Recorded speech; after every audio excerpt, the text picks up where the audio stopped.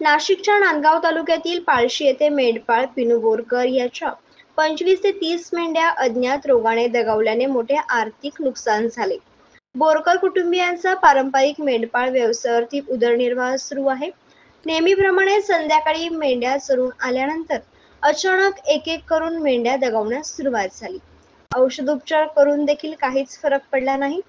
लोकांचे साल महिने घालून एक एक करून मेंढ्या जमा केल्या होत्या।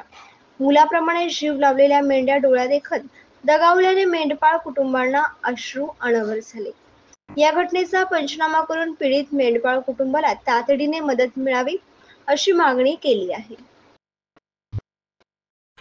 आपल्या एवढ्या मोठ्या प्रमाणात मेंढ्या मेल्या अंदाजे 25 ते 30 ते कशामुळे झालं काय काय वाटतं तुम्हाला? जंगलात चारा गेला, चोरून आल्या, पाणी प्यायला, वाढत आलं, रात्रीच एकाने अचानक काय झालं तेच काही कळलं। सकाळपासून सुरुवात झाली तर रात्री 12 पासून सुरुवात झाली तर आज 10 वाजेपर्यंत एवढ्या जगावल्या 30 मेंढ्या। अजून परत मेंढ्या म्हणजे जे आहे ते आहेच, अजून बरेच लागेल। काय औषध उपचार काय केले? औषध उपचार भरपूर केले, सलाईन केल्या, दवाखान्यात डॉक्टरनी मेडिकल लिहून दिली, ते आणलं सगळं आणलं, पण मग काही त्याच्यात उपचार म्हणजे एक बी लागू नाही झालं। सरकारी काही डॉक्टरांची मदत मिळाली का नाही? डॉक्टरनी काही आतापर्यंत मदत नव्हती केली, आता आली होती फक्त, कालपासून काही मदत नाही झाली त्यांची। खाजगी डॉक्टरांनी मदत केली, कालपासून सरकारी डॉक्टर आता आले। नेमकं तुमची काय आता मागणी काय नेमकी? आता यांची काहीतरी भरपाई भेटली पाहिजे ना।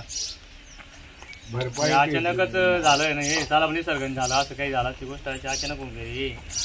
ठीक, डायरेक्ट रात्रीतून जेवढ्या मेंढ्या गेल्या, डायरेक्ट 30 मेंढ्या। अजून काही जाण्याची शक्यता आहे? शक्यता म्हणजे अजून मेंढ्या लागेल, बरंच मेंढ्या लागेल, अजून मेंढ्या चालूच आहे। रात्रीतून